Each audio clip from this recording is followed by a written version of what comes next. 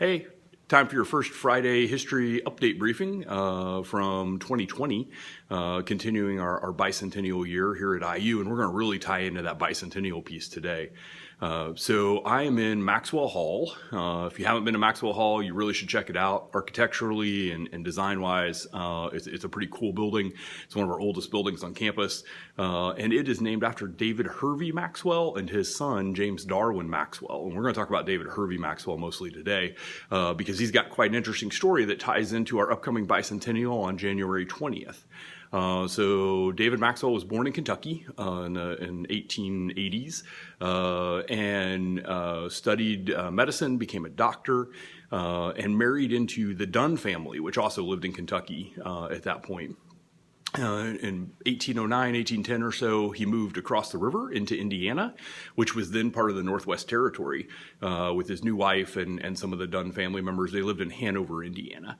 And during this time, the War of 1812 happened, and there was a lot of activity where the British were trying to get Native American tribes to align with them. That included here in Indiana.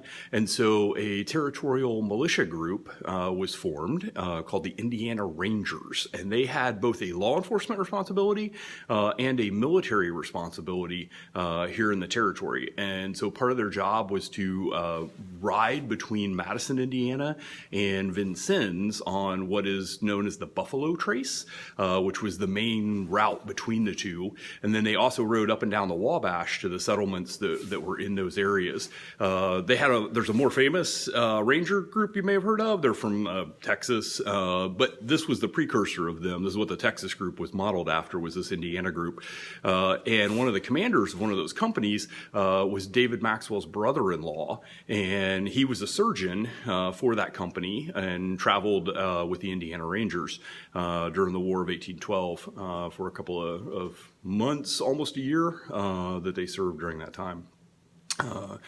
So then, in 1816, Maxwell gets appointed as the representative from Hanover, or from that region of Indiana, to go to the State Constitutional Convention, which was held in Corydon.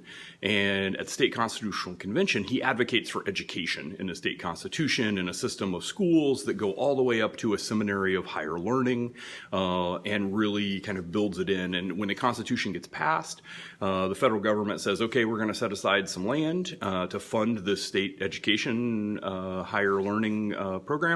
And we're going to choose some stuff way out on the fringe in the frontier in this place called Monroe County. And so shortly thereafter, for maybe that was a spawn. The reason it's not entirely sure, but Maxwell and several of the Dunns move here to Monroe County, and he moves here in 1818. And he lives just off the square in downtown Bloomington when he first moved here, and then later builds the first brick house. I mean, Bloomington was a frontier place at that time. In fact, Benton Township, the northeast corner of Monroe County, was still Potawatomi territory at that point and didn't even belong to white settlers yet. And so there's still, this is a very frontier place.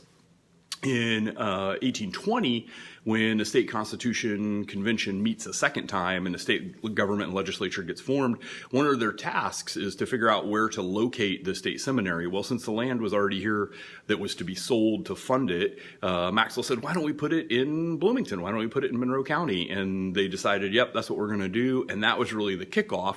So Maxwell is known as the founding father of Indiana University because of that reason, as well as a couple of others. So some of the other things that he did was, when he moved here to Bloomington, he was one of the first doctors in the community.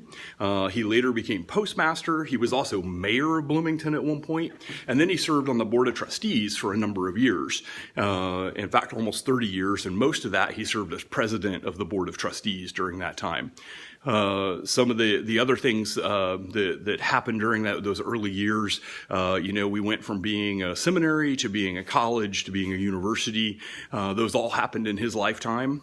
He also got his son involved. His son had become a doctor here in the community, and so there's a picture of him right here, but then there's also a picture of his son right over here. His son had become a doctor and then become a secretary for the board of trustees, and then eventually served on the board of trustees as well, and served as president of the board of trustees.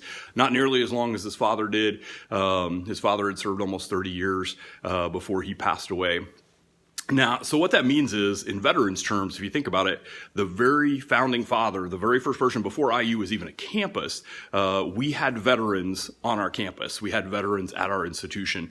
And so this January 20th, we're celebrating our 200th anniversary. That's 200 years of having veterans on our campus. David Maxwell is also recognized in the Golden Book as the very first entry in the Golden Book for his service in the War of 1812.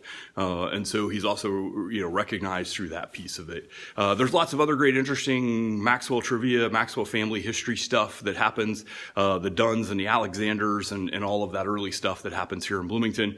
I'm not going to have a chance to go into all that today, but next time you're in Maxwell Hall, check out the painting, check out the pictures, look at some of the historic photos that they have that are up in here, and know that we're talking about some of the very early founding life of things here on this campus when you're in this building and when you are learning about some of these people.